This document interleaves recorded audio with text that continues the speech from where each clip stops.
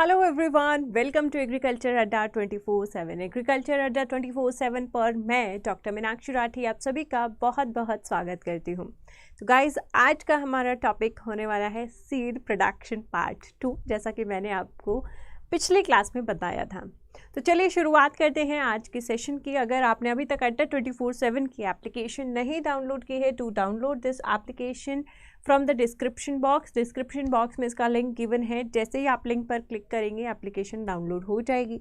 Download करने के बाद इसमें गवर्नमेंट एग्ज़ाम्स को चुनिएगा और गवर्नमेंट एग्ज़ाम्स में से एग्रीकल्चर सेक्शन को चुनिएगा। तो एग्रीकल्चर से रिलेटेड सारे अपडेट्स आपको यहाँ मिल जाएंगे। Job alerts, power capsule, subject wise quiz, जो आपकी एग्ज़ाम प्रिपरेशन को बूस्ट करेंगे। साथ ही साथ अगर आप किसी भी बैच में एनरोल करना चाहते हैं तो एक्स्ट्रा डिस्काउंट भी आपको एप्लीकेशन पर मिलेगा। आपको बस Y448 का यूज़ करना है और एनरोल करना है। अगर आप चैनल पर नए हैं तो चैनल को सब्सक्राइब करना ना भूलें और बेल आइकन ज़रूर दबाएं ताकि हमारी वीडियोस आप तक सबसे पहले पहुंचे। Be the first one two watch them. ये एक ऐसा चैनल है जो आपको सुबह 10 बजे से लेकर शाम के 10 बजे तक एग्रीकल्चर कंटेंट प्रोवाइड करता है। तो अगर आप किसी भी एग्रीकल्चर एग्जाम की तैयारी कर रहे हैं, this is the best platform for you to subscribe this channel and press the bell icon. Now moving towards the courses. So right now you can enroll in NABARD, you can enroll in CWC, you can enroll in IFCO batch और IPS AFO batch. आप किसी भी batch में enrol कर सकते हैं। Again सभी आपकी एप्लीकेशन पर उपलब्ध हैं। Y448 लगाइए और एनरोल कीजिए अगर आप इन एग्ज़ाम्स की तैयारी कर रहे हैं। Next, moving towards the topic, today's topic है सीड प्रोडक्शन पार्ट 2, जिसमें हम बात करने वाले हैं स्पेसिफिकली हाइब्रिड सीड प्रोडक्शन की।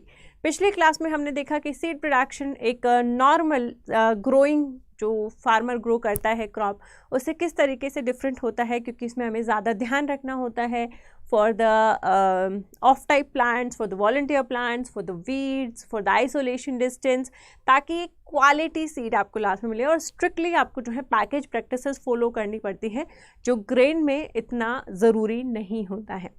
आज के क्लास में हम हाइब्रिड सीड प्रोडक्शन पढ़ेंगे कि किस तरीके से हाइब्रिड सीड प्रोडक्शन जो है हम कर सकते हैं। आज की क्लास बहुत ही इंपॉर्टेंट है क्योंकि बहुत सारी क्वेरीज मुझे आती हैं, मैम 3 लाइन सिस्टम बता दीजिए, हाइब्रिड सीड प्रोडक्शन बता दीजिए। So this is important for all of you. Although we have completed this in your hybrid seed production plant breeding class also, लेकिन यहाँ पर हम सीड प्रोडक्शन की तरफ से देखेंगे कि जो है what are the 3 line system, और मैं और ईजियर लैंग्वेज में उसको जो है समझाने की कोशिश करती हूँ। नेक्स्ट यहाँ पर आता है सबसे पहले कि हाइब्रिड सीड प्रोडक्शन आप किस किस तरीके से कर सकते हैं। सबसे पहले तो मैं आपको बता दूँ what is the difference between a hybrid और अ वेराइटी। एक वेराइटी और एक हाइब्रिड में क्या डिफरेंस होते हैं। वेराइटी एक जनरली जो है 2 पेरेंट्स से भी अगर क्रॉस की जाए तो उसके बाद बहुत 5-6 जनरेशन तक उसकी सेल्फिंग की जाती है। वो एक यूनिफॉर्म जो है लाइन बन जाती है। उसका सीड आपको हर साल रिप्लेस नहीं करना पड़ता है। वहीं अगर मैं बात करूं हाइब्रिड सीड की, तो हाइब्रिड सीड 2 पेरेंट्स को क्रॉस करके बनाया जाता है, जहाँ पर एक प्लांट आप मेल लेते हैं, दूसरा प्लांट आप फीमेल लेते हैं, उनको क्रॉस करवाते हैं, तो आपको एक हाइब्रिड सीड मिलता है। ये हाइब्रिड सीड हमेशा बेटर परफॉर्म करता है वेराइटी से, सुपीरियर होता है वेराइटी से, इसीलिए लोग आजकल हाइब्रिड को प्रीफर भी कर रहे हैं, फार्मर्स भी हाइब्रिड को प्रीफर कर रहे हैं। ज़्यादा यूनिफॉर्म होता है, हेटेरोजाइगस होता है नेचर में, heterozygous. Now what do you mean by heterozygous? Heterozygous का मतलब है कि इसके जो जाइगोट हैं वो अलग अलग तरीके के बनते हैं। हेटेरो मतलब अलग अलग तरीके के। तो इसमें जो है आपको ये वाली कंडीशन मिलती है, एक एलील डोमिनेंट होती है और एक एलील रिसेसिव होती है। जब यहाँ पर आपकी एग फॉर्मेशन होगी या स्पर्म फॉर्मेशन होगी तो ये एक एक एलील सेपरेट हो जाती है। तो आपको यहाँ पर जो गैमीट्स मिल रहे हैं वो अलग अलग तरीके के मिल रहे हैं, इसीलिए इसको हेटेरोजाइगस बोलते हैं।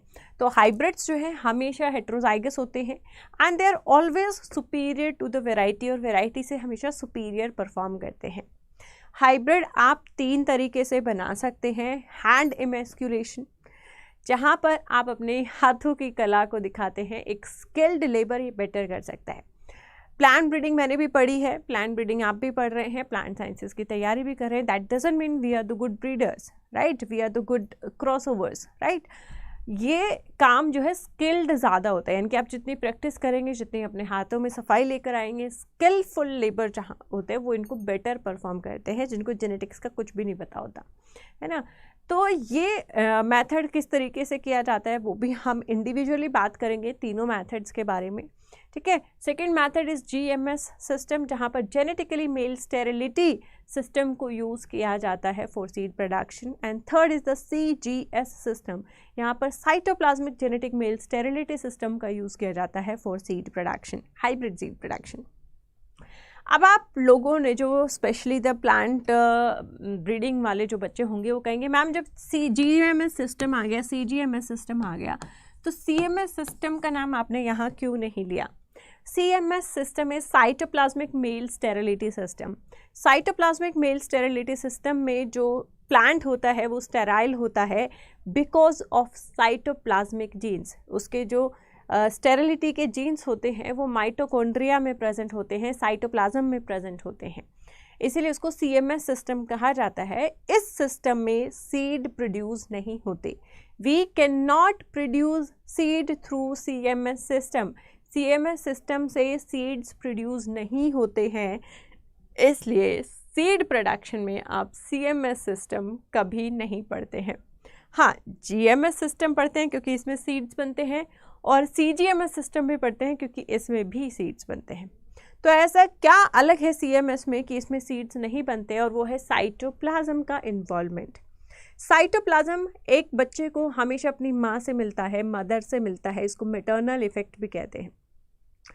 जब साइटोप्लाज्म मदर से आएगा हाइब्रिड में, तो यानी कि हाइब्रिड को हमेशा एक स्टेराइल साइटोप्लाज्म मिलेगा, और क्योंकि हाइब्रिड को हमेशा स्टेराइल साइटोप्लाज्म मिलेगा, तो हाइब्रिड जो है स्टेराइल होगा।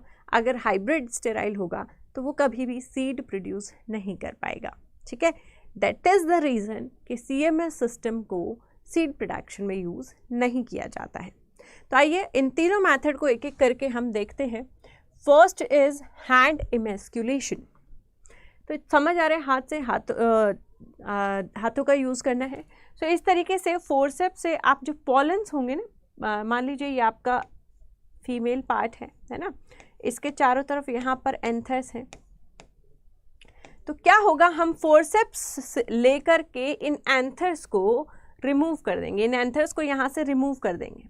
तो क्या बच गया? फीमेल पार्ट बच गया, एंथर्स रिमूव हो गए, है ना। यानी कि जिस प्लांट को हम फीमेल लेना चाह रहे हैं, क्रॉसिंग में एक मेल होगा एक फीमेल होगी, जिस प्लांट को हम फीमेल लेना चाह रहे हैं उस प्लांट के पॉलेंस को हम फोर्सेप्स की हेल्प से हटा देते हैं, ताकि वो सिर्फ फीमेल रहे, उसमें मेल का कोई पार्ट ना रहे। ऐसा क्यों करते हैं हम ऐसा इसलिए करते हैं कि अगर इसका खुद का सीड यहाँ पर होता, अगर इसका खुद का पॉलन यहाँ पे होगा तो बहुत चांसेस है कि इसका पॉलन इसको पॉलिनेट करवा देगा। अगर इसी का पॉलन इसको पॉलिनेट करवा देगा तो क्रॉस पॉलिनेशन कैसे करेंगे? ये तो सेल्फ पॉलिनेशन हो जाएगा। तो सेल्फ पॉलिनेशन को रोकने के लिए ऐसा किया जाता है कि इस पॉलन को यहाँ से हटा दिया जाता है। पॉलन के हटाने की जो प्रक्रिया है इसे हैंड इमेस्क्यूलेशन कहते हैं। इमेस्क्यूलेशन का मतलब है removal of pollens from the flower. Flower से जब आप पॉलन पार्ट्स को रिमूव करते हैं तो उसे क्या कहते हैं? इमेस्क्यूलेशन कहते हैं। हैंड इमेस्क्यूलेशन का मतलब है हाथों से रिमूव कर रहे हैं, फोर्सेप्स से रिमूव कर रहे हैं, तो इसको हैंड इमेस्क्यूलेशन कहते हैं। इमेस्क्यूलेशन के अदर मेथड्स भी हैं, केमिकल मेथड भी यूज़ हो सकता है, सक्शन मेथड भी यूज़ हो सकता है ना, डिफरेंट मेथड्स जो है इमेस्क्यूलेशन के लिए यूज़ हो सकते हैं, बट जनरली इंडिया में हम लोग हैंड इमेस्क्यूलेशन प्रीफर करते हैं। अच्छा, हैंड इमेस्क्यूलेशन में कुछ चीज़ें हैं जो आपको ध्यान में रखनी है, जैसे कि इमेस्क्यूलेशन यानी कि एंथर्स का रिमूवल हमेशा इवनिंग टाइम में किया जाता है, शाम के टाइम में किया जाता है। आपको ऐसा फूल चूज़ करना होता है जो कल ओपन होने वाला है, कल खिलने वाला है ना। आज लग रहा है काफ़ी बड़ा हो गया है और कल ये सुबह ओपन हो जाएगा। ऐसे प्लांट को चूज़ कीजिए और उसके पॉलेंस को रिमूव कर दीजिए। अंधेरा होने से पहले करना है ताकि आपकी विजिबिलिटी सही रहे, लेकिन धूप में नहीं करना है, शाम के टाइम में करना है। ये जो एंथर्स हैं रिमूव करते हुए ध्यान रहे कि बर्स्ट ना हो, वरना वो वहीं पर स्टिग्मा पर गिर जाएंगे और पॉलिनेशन हो जाएगा तो काम खत्म हो जाएगा। और ये भी ध्यान रखना है कि इनको हटाते हुए फीमेल को कोई नुकसान ना हो, है ना। तो इन चीज़ों का ध्यान रखते हुए आपको हैंड इमैस्कुलेशन करना है। उसके बाद जब हमने इससे पॉलिन्स हटा दिए तो ये फीमेल बन गया है। अब हमें क्रॉस पॉलिनेशन करवाना है, यानी कि हमने अपने लिए एक मेल प्लांट भी चूज़ किया है। मेल प्लांट से पॉलन इकट्ठा करेंगे और फीमेल पर डाल देंगे। इस प्रोसेस को हैंड पॉलिनेशन कहते हैं।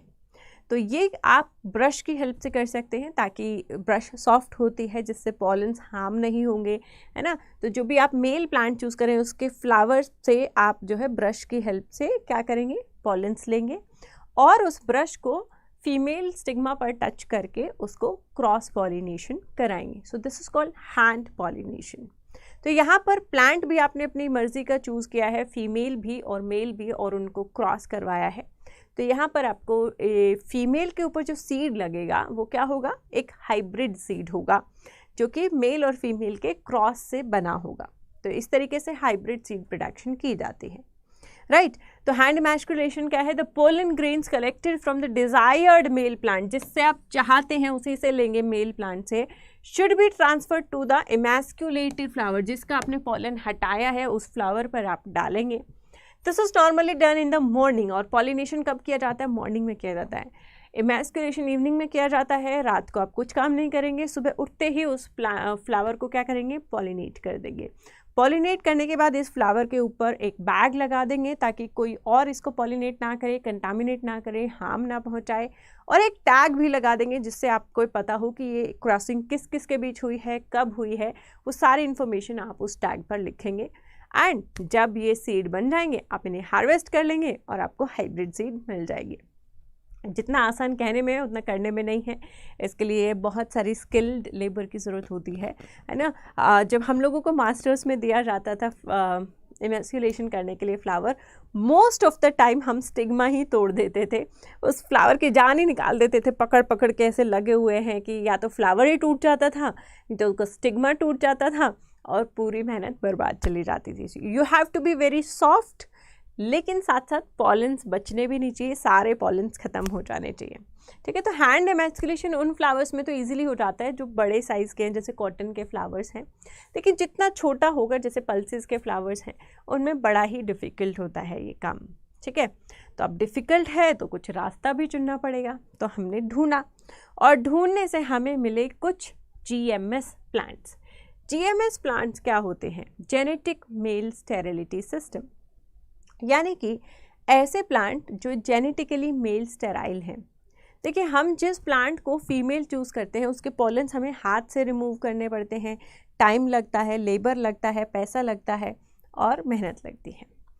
अगर मुझे कोई ऐसा प्लांट मिल जाए जिसमें पॉलन्स हो ही ना, या हो तो फंक्शनल ना हो, तो मेरा काम कितना आसान हो जाएगा। मुझे कोई हैंड इमैस्कुलेशन नहीं करना पड़ेगा, सीधा पॉलिनेट करूँगी और मुझे हाइब्रिड सीड मिल जाएगा। तो इसके लिए ये GMS सिस्टम बढ़िया सिस्टम है। इस GMS सिस्टम में न्यूक्लियर जीन्स, यानी कि न्यूक्लियस में जीन्स होते हैं जो मेल स्टेरिलिटी के लिए जिम्मेदार होते हैं। जिस प्लांट में ये मेल स्टेरिलिटी वाले जीन्स होते हैं, रिसेसिव होमोजाइगस नेचर में, वो प्लांट एक स्टेराइल प्लांट बन जाता है, यानी कि उसका मेल पार्ट जो है वो काम नहीं करता। क्योंकि अब मेल पार्ट काम ही नहीं कर रहा है तो सेल्फ पॉलिनेशन हो ही नहीं सकता है, तो हमें इमैस्कुलेशन करने की ज़रूरत यहाँ पर नहीं पड़ती है, ठीक है। तो ये जो जीन है इसका नाम है MS gene, male sterility gene, ठीक है। तो कौन सा प्लांट मेल स्टेराइल होगा, जिसमें दोनों शॉर्ट में प्रेजेंट होंगे, छोटे रिसेसिव नेचर में, रिसेसिव नेचर में, होमोजाइगस कंडीशन में। आपको पता ही है ना, जब स्मॉल ए होता है ये तभी दिख सकता है। अगर कैपिटल ए स्मॉल ए होगा तो हमेशा कैपिटल ए वाला दिखेगा, क्योंकि ये रिसेसिव नेचर का ट्रेट है, तो इसको होमोजाइगस होना पड़ेगा तभी दिखेगा। यानी कि वही प्लांट जो है मेल स्टेराइल प्लांट होगा जिसमें small M S gene present होता है, ठीक है। यहाँ पर जो आप प्लांट चूज़ करते हैं दैट हैज़ टू बी, वो जो फीमेल चूज़ कर रहे हैं क्योंकि उसमें एक मेल स्टेरिलिटी जीन है, वो पॉलेंस प्रोड्यूस नहीं करता है या फिर डिफॉर्म्ड पॉलेंस प्रोड्यूस करता है जो फंक्शनल नहीं होते, तो आपका इमेस्कुलेशन का काम बच जाता है। ठीक है, तो इसको कहते हैं जेनेटिक मेल स्टेरिलिटी सिस्टम। ठीक है, तो यहाँ पर देखिए ये आपने एक प्लांट लिया जो कि मेल स्टेराइल है। ठीक है, एमएस इसमें शॉर्ट में जीन है, यानी कि ये मेल स्टेराइल जीन है, रिसेसिव नेचर है, होमोजाइगस कंडीशन है। जब ये दोनों सेम होते हैं इस कंडीशन को बोलते हैं होमोजाइगस कंडीशन। जैसे मैंने हाइब्रिड में बताया था हेट्रोजाइगस कंडीशन, जब ये एक कैपिटल और एक स्मॉल होता है, जैसे कि दूसरे प्लांट में होगा। ये है मेल फर्टाइल प्लांट। ये क्या है? एक मेल फर्टाइल प्लांट है। इसके पास एक कैपिटल एमएस है जो कि जिसकी वजह से क्या है, फर्टाइल हो गया है, क्योंकि इसके पास एक कैपिटल एलिल है और एक स्मॉल एलिल है। ठीक है, यानी कि ये हेट्रोजाइगस इन नेचर है। जब आप ऐसे मेल स्टेराइल प्लांट को ऐसे प्लांट के साथ क्रॉस करवाएंगे, मेल फर्टाइल प्लांट के साथ क्रॉस करवाएंगे, तो यहाँ पर आपको एक हाइब्रिड मिलेगा, है ना। भाई ये फीमेल है, मेल स्टेराइल का मतलब क्या होता है? अच्छा, काफ़ी लोग कंफ्यूज हो जाते हैं और गलत कर देते हैं। यहाँ मेल स्टेराइल देख के लिखेंगे ये मेल है। अरे मेल तो स्टेराइल है, मेल तो फंक्शनल ही नहीं है, ये मेल कैसे हो सकता है? ये क्या होगा? फीमेल होगी। जो स्टेराइल है वो नहीं होगा, है ना, वो तो फंक्शनल नहीं है। मेल काम नहीं कर रहा तो क्या बचा? फीमेल बचा। जैसे मैस्कुलेशन कर दिया था तो फीमेल पार्ट बचा था, राइट। तो ये हमेशा फीमेल होगी और इसका पॉलेंस हम कलेक्ट करेंगे क्योंकि ये तो नॉर्मल पॉलन प्रोड्यूस करेगा, इसमें तो कोई दिक्कत ही नहीं है। तो ये नॉर्मल पॉलन प्रोड्यूस करेगा। ब्रश से हम इसके पॉलन कलेक्ट करेंगे और इस प्लांट के ऊपर डाल देंगे तो क्रॉसिंग ओवर हो जाएगा और हमें यहाँ पर क्या मिलेगा? हाइब्रिड मिलेगा। बहुत अच्छी बात है जी, हाइब्रिड तो मिल गया। बट यहाँ पर देखेंगे आप, क्योंकि यहाँ पर देखिए स्मॉल एम एस, तो दो टाइप के गेमीट्स इसमें आपके बनते हैं, स्मॉल एम एस, दोनों सेम है। यहाँ पर बनेंगे एक कैपिटल एम एस और एक स्मॉल एम एस, है ना। तो ये आपके गेमीट्स बनते हैं। ये अगर इसके साथ मिलता है या ये इसके साथ मिलता है, दोनों अगर कैपिटल के साथ मिले तो ये दोनों क्या होंगे? फर्टाइल हो जाएंगे, क्योंकि एक कैपिटल आ जाता है।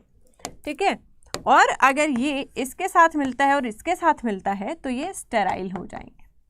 तो मोटे मोटी बात क्या है कि आपको इसमें 50% स्टेराइल प्लांट मिलेंगे और 50% फर्टाइल प्लांट्स मिलेंगे।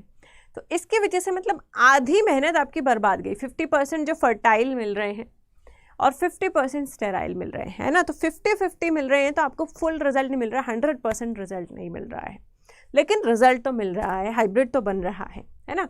तो आप यहाँ पर जो आपने ये मेल फर्टाइल या मेल स्टेराइल प्लांट लिए हैं वो कैसे ग्रो करेंगे आप? ये इस तरीके से ग्रो करेंगे। यहाँ पर एक मेल पेरेंट ग्रो करेंगे, जब प्लस है ये आपका मेल पेरेंट है, this is your male parent, okay.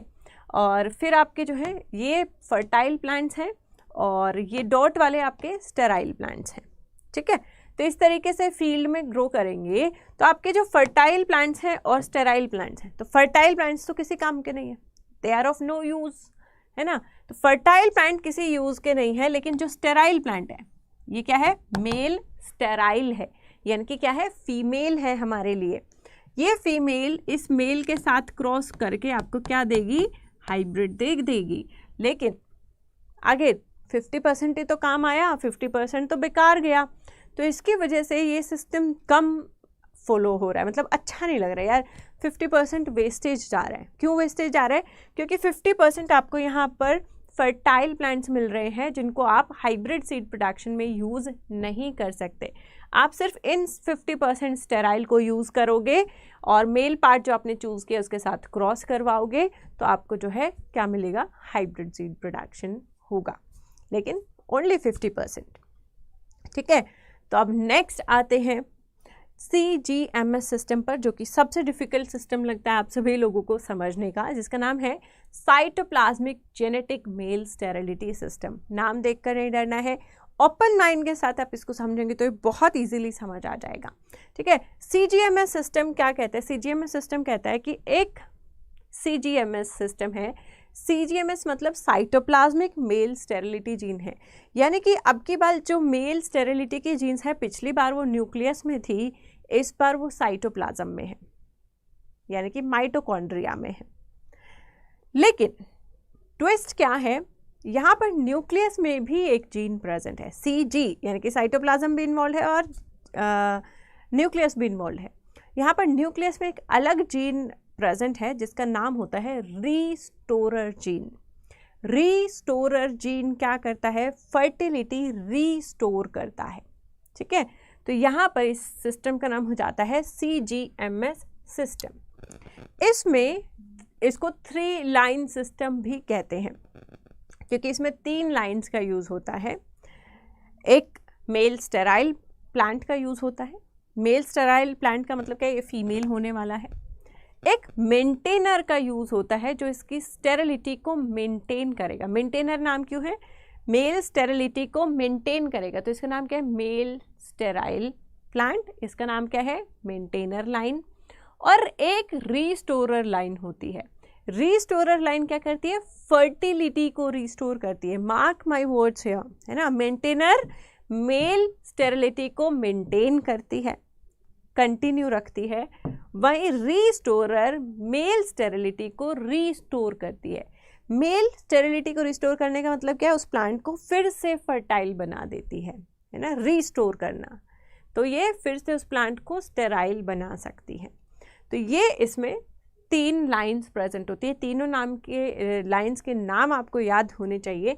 और इनको हम डेजिग्नेट कैसे करते हैं, हम इनको डेजिग्नेट करते हैं A line, B line, R line. तो कहीं कहीं आप 3 लाइन सिस्टम की जगह पढ़ेंगे इसको ABR line system. ABR line system में A is male sterile, B is the maintainer and R is the restorer. अब यहाँ पर हाइब्रिड सीड प्रोडक्शन कैसे होगा, ठीक है। तो ये देखिए, यहाँ पर ये पहला आप प्लांट देख रहे हैं, दिस इज A लाइन। ये क्या है, A लाइन है, दिस इज A लाइन, ठीक है। A लाइन में क्या है, जो साइटोप्लाज्म है वो तो स्टेराइल है। साइटोप्लाज्म क्या है, स्टेराइल है, तभी तो वो A लाइन है ना, स्टेराइल है। और उसके न्यूक्लियस में रीस्टोरर जीन प्रेजेंट है। कैसे, रिसेसिव फॉर्म में प्रेजेंट है। रिसेसिव फॉर्म में प्रेजेंट है। तो ये बेसिकली जो है कुछ नहीं करता, रिसेसिव फॉर्म वाला कुछ नहीं करता। तो कहता है भैया तू अपनी चला ले। तो स्टेराइल क्या होता है, अपनी चलाता है, और ये प्लांट क्या बनता है, स्टेराइल बन जाता है। स्टेराइल बन जाता है तो हम इसको फीमेल ले सकते हैं, सिंपल सी बात है। तो ये क्या है, A लाइन यानी कि मेल स्टेराइल लाइन। जब इस मेल स्टेराइल लाइन को आप मेंटेनर लाइन के साथ क्रॉस करते हैं, मेंटेनर क्या करता है, इसकी जो स्टेरिलिटी है उसको मेंटेन करता है। तो मेंटेनर लाइन क्या करेगा, इसको हम कहते हैं B लाइन, ठीक है। मेंटेनर लाइन का जो साइटोप्लाज्म है वो स्टेराइल नहीं है, नॉर्मल है, बिल्कुल नॉर्मल है। और उसके पास भी रीस्टोरर जीन प्रेजेंट नहीं है, यानी कि स्मॉल r प्रेजेंट है। तो इसका भी रीस्टोरर जीन का कोई काम नहीं है भाई, स्मॉल r है तो कुछ नहीं करता वो। तो ये भी कहता है अपनी चला लो, तो ये अपनी चला लेता है। इसका साइटोप्लाज्म क्योंकि नॉर्मल है, ये प्लांट क्या होता है, फर्टाइल होता है। ये प्लांट क्या होता है, फर्टाइल होता है, क्योंकि इसका साइटोप्लाज्म नॉर्मल है। A लाइन और B लाइन में एक स्पेशलिटी है, ये दोनों लाइनें एक दूसरे जैसी दिखती हैं। ऐसी लाइंस को हम बोलते हैं isogenic lines. Isogenic lines, isogenic lines कौन सी होती है, ऐसी 2 लाइन जो बिल्कुल सेम दिखती हैं, एक कैरेक्टर का डिफरेंस है। और वो एक कैरेक्टर क्या है, इसका साइटोप्लाज्म स्टेराइल है, इसका साइटोप्लाज्म नॉर्मल है, बाकी सब कुछ सेम है। जस्ट लाइक कि मेरे साइड में एक और मीनाक्षी खड़ी कर दीजिए, उसके हेयर भी मेरे जैसे हैं, उसका स्किन कलर भी मेरे जैसा है, उसकी आवाज़ भी मेरे जैसी, सब कुछ मेरे जैसा है। उसकी ब्लैक टी शर्ट है, मेरी रेड नहीं, मेरी ब्लैक टी शर्ट है, उसकी रेड टी शर्ट है। तो बस एक टी शर्ट का फ़र्क है, बाकी सब सेम है ना। ऐसे इनका सब कुछ सेम होता है, बस ये मेल स्टेराइल है और ये मेल फर्टाइल है। जब इनको आप क्रॉस करवाते हैं तो यहाँ पर देखिए, साइटोप्लाज्म हमेशा किससे आता है, मदर से आता है। तो इसका साइटोप्लाज्म क्या होगा, स्टेराइल होगा। और अगर R जीन की बात करें तो इससे भी स्मॉल r आएगा, इससे भी स्मॉल r आएगा, दोनों से स्मॉल r फिर से स्मॉल r हो जाएगा। तो ये फिर से स्मॉल r है, इसका कोई रोल नहीं है, साइटोप्लाज्म स्टेराइल है, तो ये प्लांट आपको फिर से स्टेराइल प्लांट मिलता है। इसलिए इसको मेंटेनर कहा जाता है, क्योंकि ये मेल स्टेरिलिटी प्लांट को फिर से स्टेराइल हाइब्रिड दे रहा है। तो ये क्या है, मेंटेन कर रहा है स्टेरिलिटी को। क्या कर रहा है, स्टेरिलिटी मेंटेन कर रहे हैं। तो आप कहेंगे जब मैम यही था तो हम इसी को यूज़ कर लेते, इसको यूज़ करने की क्या ज़रूरत थी, इतना तामझाम करने की क्या ज़रूरत थी। आता है ये क्वेश्चन दिमाग में। तो तामझाम इसलिए करना है कि ये मेरे पास एक मेल स्टेराइल प्लांट है, ये प्लांट खुद सीड प्रोड्यूस नहीं कर सकता। इसकी कहानी इतनी है, स्टेराइल प्लांट खुद सीड प्रोड्यूस नहीं कर सकता। ठीक है, अब मैं फ्यूचर में इस प्लांट को, अगर आज मैं इसको किसी के साथ क्रॉस करके हाइब्रिड बना लूँगी, हाइब्रिड बन भी जाएगा, फ्यूचर में ये प्लांट कहाँ से लेके आऊँगी? फ्यूचर में मुझे कोई और हाइब्रिड बनाना है, मुझे इस स्टेराइल प्लांट को लेना है, मैं कहाँ से लेके आऊँगी? इसकी तो कहानी ख़त्म हो जाएगी, फिनिश, दी एंड। तो ये कहानी ख़त्म ना हो इसके लिए हम इसका मेंटेनर ढूंढते हैं जो बिल्कुल इसी जैसा होता है लेकिन नॉर्मल होता है। जब आप इस मेंटेनर से क्रॉस करवाते हो तो इसके सारे कैरेक्टर्स, क्योंकि इन दोनों के सेम हैं तो हाइब्रिड के कैरेक्टर्स भी सेम होते हैं, कोई दिक्कत नहीं है। लेकिन साइटोप्लाज्म क्योंकि हमेशा मदर से आता है तो वो स्टेराइल होता है। तो यहाँ पर मुझे एक स्टेराइल प्लांट से दोबारा स्टेराइल प्लांट मिल गया, है ना। तो इससे मैं इस स्टेराइल प्लांट को बेसिकली क्या कर पा रही हूँ, मेंटेन कर पा रही हूँ, ताकि मैं फ्यूचर में इसको यूज़ कर सकूँ जब मेरा मन करे। तो स्टेराइल प्लांट से स्टेराइल प्लांट बनाने का जो ये प्रोसीजर है वो मेंटेनर के द्वारा हो सकता है, मेंटेनर के बिना नहीं हो सकता, क्योंकि ये अकेला सीड प्रोड्यूस नहीं कर सकता। ठीक है, मेंटेनर का रोल समझ आया। अब आपके पास ये स्टेराइल प्लांट है जिसके पास रीस्टोरर जीन नहीं है और साइटोप्लाज्म क्या है, स्टेराइल है, यानी कि ये साइटोप्लाज्म स्टेराइल है, मेल स्टेरिलिटी है, तो ये क्या है, फीमेल है। This is a female. आप कोई भी मेल लेंगे, है ना, कोई भी मेल लेंगे जिसका नॉर्मल साइटोप्लाज्म है ना, जिसका नॉर्मल साइटोप्लाज्म है, लेकिन उसके पास एक रीस्टोरर जीन भी प्रेजेंट है, तो ये कौन सी हो गई, आर लाइन हो गई, रीस्टोरर लाइन हो गई। ठीक है, तो उसके न्यूक्लियस में एक स्पेशल पावर है। वो स्पेशल पावर क्या है, देखिए नॉर्मल साइटोप्लाज्म तो इसका भी था, लेकिन इसके पास कोई स्पेशल पावर नहीं थी, स्मॉल आर था, लेकिन इसके पास एक स्पेशल पावर है, इसके पास न्यूक्लियस में कैपिटल आर प्रेजेंट है। क्योंकि इसके न्यूक्लियस में यहाँ पर कैपिटल आर प्रेजेंट है। देखिए साइटोप्लाज्म में तो हमेशा मदर से ही आएगा, साइटोप्लाज्म हमेशा मदर से आएगा, फीमेल से आएगा, तो साइटोप्लाज्म तो स्टेराइल है, नो डाउट। ठीक है, अब यहाँ से एक स्मॉल आर आएगा और यहाँ से एक कैपिटल आर आएगा, तो यहाँ हमारा जो न्यूक्लियस में होता है जीन वो होता है कैपिटल आर स्मॉल आर। तो इसके पास भी स्पेशल पावर आ गई है क्योंकि इसके पास भी कैपिटल आर आ गया है। और ये स्पेशल पावर क्या है, ये स्पेशल पावर ये है कि इसका साइटोप्लाज्म स्टेराइल होते हुए भी ये प्लांट फर्टाइल होता है। क्यों? क्योंकि इसके पास कैपिटल आर है and nucleus is the boss of the cell. Nucleus की सबसे ज़्यादा चलती है, न्यूक्लियस बॉस है सेल का। ठीक है, तो अगर न्यूक्लियस में कैपिटल आर प्रेजेंट है तो साइटोप्लाज्म की कोई औकात नहीं है कि उसके सामने कुछ बोल पाए। तो ये स्टेराइल है, फर्टाइल है, हमें कोई मतलब नहीं है। अगर यहाँ पर कैपिटल आर प्रेजेंट है तो ये फर्टाइल ही होगा, no matter what is the cytoplasm, sterile और फर्टाइल। ठीक है, तो ये स्पेशल पावर है क्योंकि इसके पास कैपिटल आर है, इसके पास स्टेराइल साइटोप्लाज्म है, ये स्टेराइल साइटोप्लाज्म को रीस्टोर करके फर्टाइल बना देता है, इसीलिए इसको रीस्टोरर जीन कहते हैं। तो इसकी वजह से आपको यहाँ पर फर्टाइल हाइब्रिड मिलते हैं जो सीड प्रोड्यूस कर सकते हैं, जो कि यहाँ पर नहीं कर सकते हैं। ठीक है, इसीलिए CGMS सिस्टम को सीड प्रोडक्शन में यूज़ किया जाता है।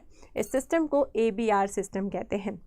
सिंपल भाषा में समझिए, जब आप A को B के साथ क्रॉस करवाते हैं तो आप A को मेंटेन करते हैं, और जब आप A को R के साथ क्रॉस करवाते हैं तो आपको हाइब्रिड मिलता है जो रीस्टोर करता है फर्टिलिटी को।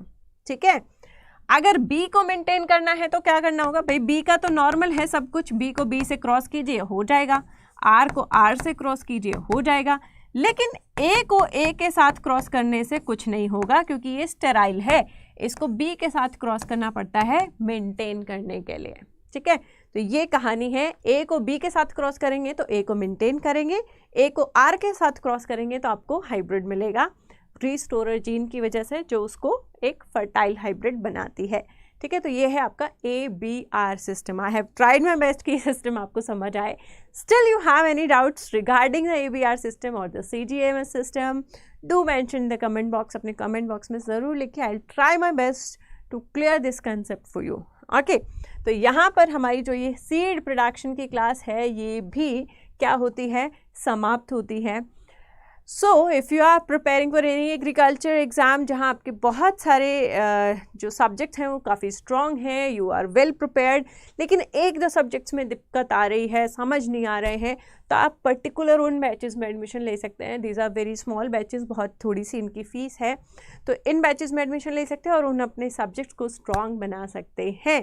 साथ ही साथ अगर आप मल्टीपल एग्ज़ाम्स की तैयारी कर रहे हैं तो आप एग्रीकल्चर महापैक में भी इनरोल कर सकते हैं, जिसकी फ़ीस है 7,359 फॉर 1 ईयर, जिसमें IBPS, AFO, NABARD, FCI, IFCO, NSC, आपके CUET या agricultural exams, MSc state agricultural exams, मतलब एग्रीकल्चर से रिलेटेड कोई भी एग्ज़ाम है सबकी प्रिपरेशन आप कर सकते हैं।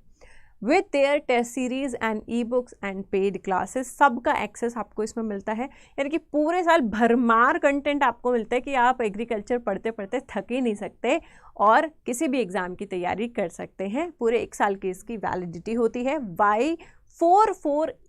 Y448 लगाकर 77% का डिस्काउंट आप अपनी एनरोलमेंट फ़ीस पर पा सकते हैं। ये जो प्राइस है ये डिस्काउंटेड प्राइस ही लिखा है। एप्लीकेशन से एनरोल करेंगे तो प्राइस और भी कम होगा, क्योंकि वहाँ पर आपको मिलते हैं फ्री कॉइन्स जिनको यूज़ करके आप एक्स्ट्रा डिस्काउंट पा सकते हैं। ठीक है, तो इसी के साथ ये क्लास हमारी समाप्त होती है। How to search for the Prayas classes, आप डायरेक्टली यूट्यूब पर सर्च कर सकते हैं प्रयास बाय मीनाक्षी मैम या फिर प्रयास इन एग्रीकल्चर अड्डा 24/7, और यहाँ पर हम प्लांट साइंसेस के सारे सब्जेक्ट कंसेप्ट वाइज क्लियर करते हुए चल रहे हैं ईजी लैंग्वेज में। So if you are preparing for any exam related to agriculture, you can enroll in your Prayas classes which are free of cost, which are available on your Agriculture Adda 24/7 YouTube channel। तो बस आपको जो है search करने की देर है और इसमें आपको कुछ नहीं करना है। ठीक है, तो जब भी आप अपना जो है गूगल खोलेंगे, वहाँ पर YouTube खोलेंगे, YouTube खोल के यहाँ पर टाइप कीजिए एग्रीकल्चर अड्डा 247, एग्रीकल्चर अड्डा 24/7 का चैनल आपको दिखेगा, इस पर क्लिक कीजिए। देखिए ये पूरा चैनल आपका खुल गया है ना। इस चैनल में आपको वीडियोस में जाना है। जैसे ही वीडियो में गए तो ये देखिए ये आपकी जो है प्रयास क्लासेस आपको अवेलेबल है, सीड सर्टिफिकेशन है, सीड क्लासिफिकेशन है, ऐसे ही आपको सारी क्लासेस वहाँ पर अवेलेबल होंगी। तो वो क्लासेस जो है आप वहाँ से देख सकते हैं और अपने सारे प्लांट साइंसेस के टॉपिक कवर कर सकते हैं मेरे साथ, यानी कि डॉक्टर मीनाक्षी राठी के साथ। तो इसी के साथ हम लेते हैं अलविदा। नेक्स्ट क्लास में मिलेंगे एक और नए टॉपिक के साथ। तब तक के लिए ध्यान रखिए, रिवाइज करते रहिए, पढ़ते रहिए, क्योंकि कोशिश करने वालों की कभी हार नहीं होती कि डर कर नौका कभी पार नहीं होती।